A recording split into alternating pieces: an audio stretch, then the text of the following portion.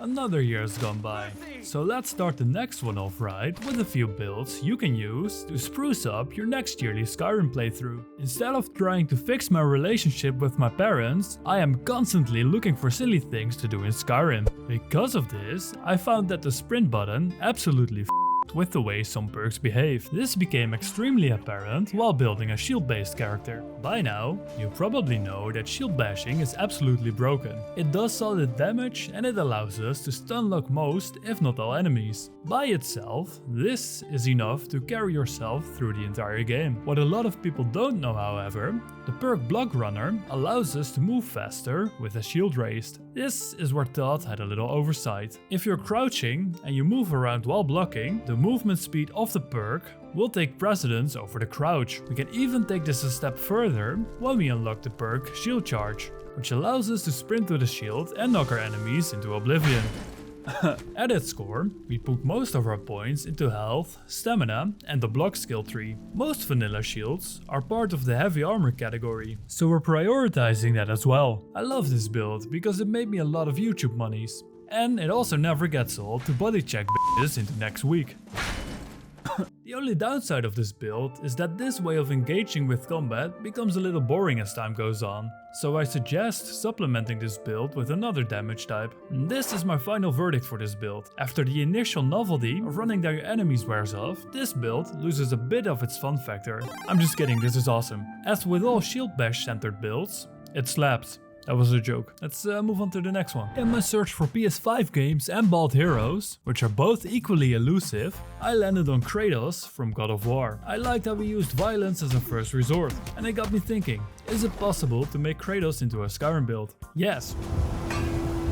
We start off by creating a Nord in the highest weight class. We give him a cool facial tattoo and we make sure his little bald head is shaved. With the help of our good friend Consolius Commandius, we bestow upon him the Berserker's Rage skill. We then deck Kratos out in light armor, the Oaken War Axe and the Shield of Isgurmor. To replicate the Blades of Chaos, I put some basic fire enchantments on Daedric swords and call it a day. A downside of this build is that we do not have Brock and Sindri to do our smithing, so this is something we'll have to do for ourselves. To replicate Atreus, I pick a random follower and give them a bow and arrow. With the help of some console commands, we can make Kratos larger, the boy smaller, and we'll be good to go. It's pretty cool to mow down enemies as low budget Kratos. This build is held back by the fact that the more basic equipment lends itself better to Kratos' overall vibe and aesthetic. The memeability of this build is low, however, because Kratos doesn't joke around. Eating the giant stove will restore health. Really? Sure, why not? If you are like me, you are old, so you'll probably remember YouTube as it was in 2007. There were only 5 songs allowed on YouTube, and one of them went like this.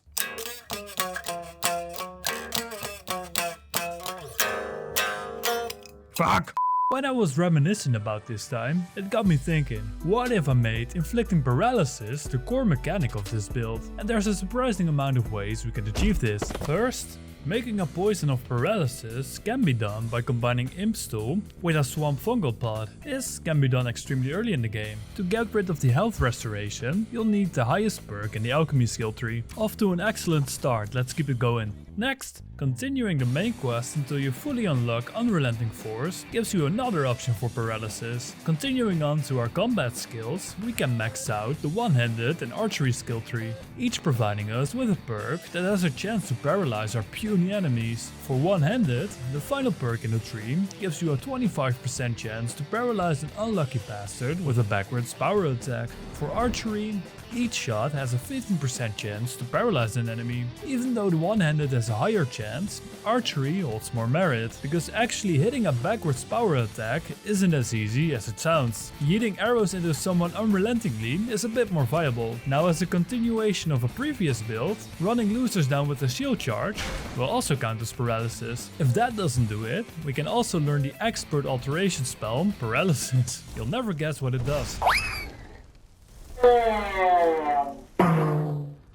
Paralysis can also be used as an enchantment, so we'll be putting that on all of our swords and bows going forward. The Serpent Stone allows us to paralyze one victim per day.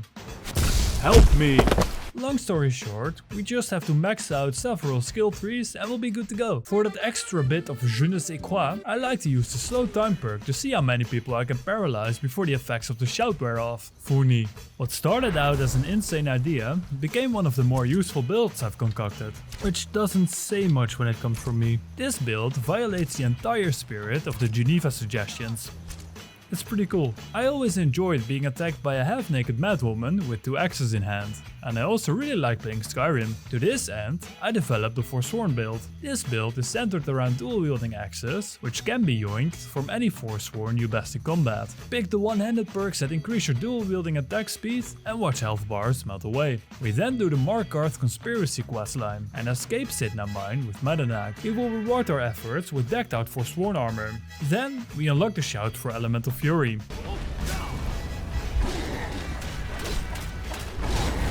Now we can mow down our enemies like this. For long distance, we'll employ the Forsworn bow, which is one of the worst bows in the selection. But it looks sick, so we're keeping it. The Briarheart Guy's axe is traditionally unavailable in the base game. With the use of mods or the help of our boy Consolius Commandius, we can acquire it regardless. This fits the build quite well, but it honestly doesn't sit right with me. There are only 2 things I hate in this life. People who are intolerant of other people's race and cultures, and those stinking Khajiit people. This is all your fault somehow. Now before we move on to the last build, I have one more honorable mention. The branding of my entire channel is centered around being accepting of your own mediocrity. So one day, I thought of echoing that sentiment into a Skyrim build. This led me to the City Guard build, which is easy to make. Step 1. Acquire the armor of a Solitude Guard by any means necessary. Step 2. Get an Imperial Sword. Step 3. Do the quest chain of Falk Firebeard to get the Shield of Solitude. Step 4. Waste your potential in life by having a standard job. Never getting around to writing that novel you've always talked about. Let's move on. This year, I covered some tips and tricks to survive Skyrim on the hardest difficulty. In doing so, I accidentally uncovered a setup that works really well on Legendary. First, I put a ton of points into Alchemy, because this is a must on Legendary. A fun recipe that you should definitely use, but not try at home, is the Poison of Slow. Not only will this damage your enemies, it will also prevent them from escaping your wrath. We then make copious amounts of vegetable soup and level our block skill so that we unlock Deadly Bash. We then move on to training Sneak until we get the perk SS Int Blade. If we're playing as an orc, we can get our grubby little hands on the Shrouded Gloves. This will allow us to achieve a damage multiplier of times 60. For smithing, we unlock Arcane Blacksmith so that we can improve our enchanted gear. Then we do the quest Pieces of the Past to unlock Mehrunes Razor. This funny little kitchen knife has a small chance to insta-kill an unsuspecting nerd. The combat loop now comes down to this. 1. Do a sneak attack with a multiplier of 60. 2. If that doesn't work, do more attacks with the razor. If that doesn't cut it, shield bash him to Sovngarde. Shh, go to sleep. Shh, go to sleep. Shh, go to fucking sleep. Gee, that was a fun video. What's even more fun is that we're so close to 1 million subscribers and you can help achieve this right now by joining the MedioCore. It also helps if you watch another video of mine, leave a like and share everything I've ever made with your grandma. Goodbye.